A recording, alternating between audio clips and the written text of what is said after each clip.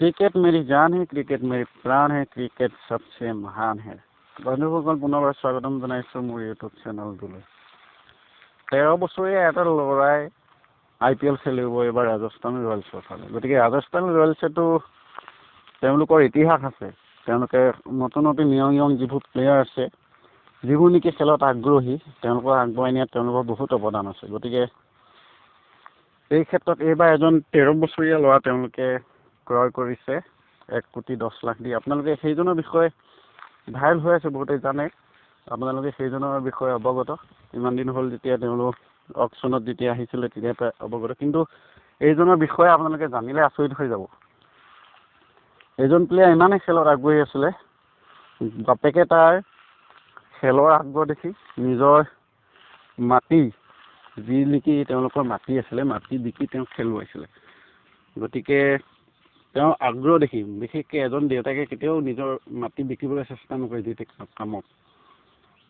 গতিকে তেওঁ সেইটো ফল দেখুৱাইছে বুলি ক'ব লাগিব। বাপেকৰ কষ্টৰ ফল দেখুৱাইছে। মাটি বিকি খেলাইছিলে। পথাৰত যিখিনি মাটি আছিলে, বিহাৰৰ হয়, বিহাৰৰ পৰা খেলি বৰ্তমান বিহাৰৰ ফালৰ ৰঞ্জি ট্ৰফি খেলিছিলে। 12 বছৰ বয়সত তেওঁ ৰঞ্জি ট্ৰফি খেলিছিলে। গতিকে 24 চনত খেলিছে, 25 চনত তেওঁ অকশ্যনত চান্সে পাইছে। গতিকে সেইজন প্লেয়াৰ কিমান বেছি আগ্ৰহ আৰু কিমান বেছি খেলৰ প্ৰতি ইণ্টাৰেষ্টেড আপোনালোকে হয়তো ভাবিব নোৱাৰিব। গতিকে তেওঁৰ বিষয়ে যদি জানো বুলি ভাবে আহক জানো, তেওঁ খেলসমূহ কেনেকুৱা আছিলে বা কেনেধৰণৰ খেল খেলিছিলে, গতিকে তেওঁ কেতিয়া জন্ম হৈছিলে, সকলোখিনি এতিয়া জানিব পাৰিব। চেনেলটো ছাবস্ক্ৰাইব কৰি ৰাখিব আৰু এনেধৰণৰ ভিডিঅ' পাই থাকিব। IPL আহি আছে যিহেতু IPLৰ ভিডিঅ' ইটোৰ পিছত সিটো আপোনালোকে ইয়াত পাই থাকিব। তেওঁৰ নামটো হয়তো আপোনালোকে ইতিমধ্যে অৱগত। তেওঁ হৈছে বৈভৱ সূৰ্যবংশী।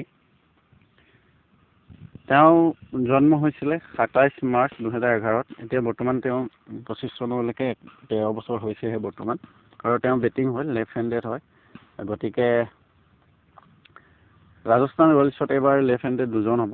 এজন আছে জয়ছোৱাল, লগতে এতিয়া লেফ্ট হেণ্ডেড আহিব বৈভৱ। গতিকে তেওঁ বলিঙো কৰে, কিন্তু হয়তো ৰাজস্থান ৰয়েলছে তেওঁক এইবাৰ বলিঙৰ হিচাপে ব্যৱহাৰ নকৰিব, বেটিঙৰ হিচাপে ব্যৱহাৰ কৰিব। বেছিকৈ তেওঁ বেটিং কৰি ভাল পায়, বলিঙো কৰে। শ্ল' লেফ্ট আৰ্ম বলাৰ হয়। গতিকে তেওঁক বলাৰত ইমান হয়তো গুৰুত্ব নিদিব। আৰু তেওঁৰ টীম বিহাৰত খেলিছিলে 2023 চনত। ফাৰ্ষ্ট ক্লাছত ডেবিউট হৈছে 5 জানুৱাৰী 2024 চনত ফাৰ্ষ্ট ক্লাছ টেষ্টত, যিখন নেকি বিহাৰ আৰু মুম্বাইৰ মাজত হৈছিল। অনলি T20 13 নৱেম্বৰত খেলিছিলে 2024ত। বিহাৰ আৰু ৰাজস্থানৰ এইখন ঘৰুৱা ক্ৰিকেটত তেওঁ খেলিছিলে। গতিকে তেওঁ খেল সিমানেই আছিলে। ইমান কম খেলি চান্স পাই যোৱাটো ইমানো সহজ কথা নহয়, যিহেতু তেওঁৰ ওপৰত কিবা এটা প্ৰতিভা দেখিছে BCCI নতুবা ৰাজস্থান ৰয়েলছৰ যি টিম মেনেজ ৰাহুল দ্ৰাবিড়, তেওঁ হয়তো তেওঁৰ ওপৰত কিবা এটা নজৰ ৰাখিছে, ভাল দেখিছে। গতিকে তেওঁ খেলো FC কেৰিয়াৰ ষ্টাৰ্ট কৰিছে T20 পৰা। মেটচ খেলিছে 5খন, T20 খেলিছে এখন FC। তাৰপিছত ৰান স্ক'ৰ আছে তেওঁ 100, এখন T20 13 ৰান আছে। T20 তেওঁ মাত্ৰ এখন খেলিছে, এখন 13 ৰান মাৰি 8 হৈ গ'ল।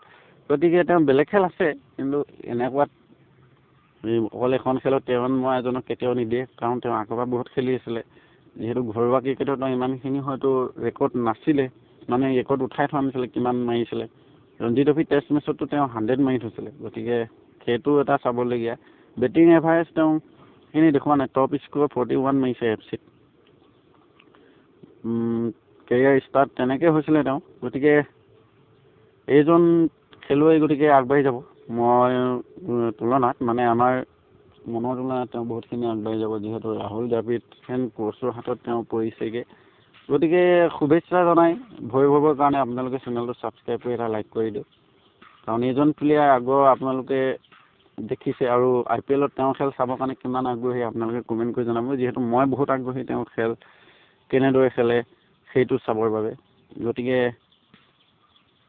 তেওঁ এজন গাঁৱলীয়া ল'ৰা হয়, যিহেতু বাপেকে বহুত কষ্ট কৰি খেলাইছে বুলি ক'ব লাগিব। গতিকে তেওঁ খেল ভাল খেলক। বৰ্তমানতো তেওঁ পইচা হৈ গ'ল, যিখিনি মাটি বিকিছিলে সেইখিনি উভতাই ল'ব পৰা হৈ গ'ল। তাতকৈ বেছিহে পইচা পালে, 1,10,00,000। তাৰ উপৰিঞ্চি এতিয়া যদি খেল ভাল দেখা থাকে তেওঁ আৰু বাঢ়ি যাব, তেওঁৰ ডিমাণ্ড বাঢ়ি যাব এতিয়া।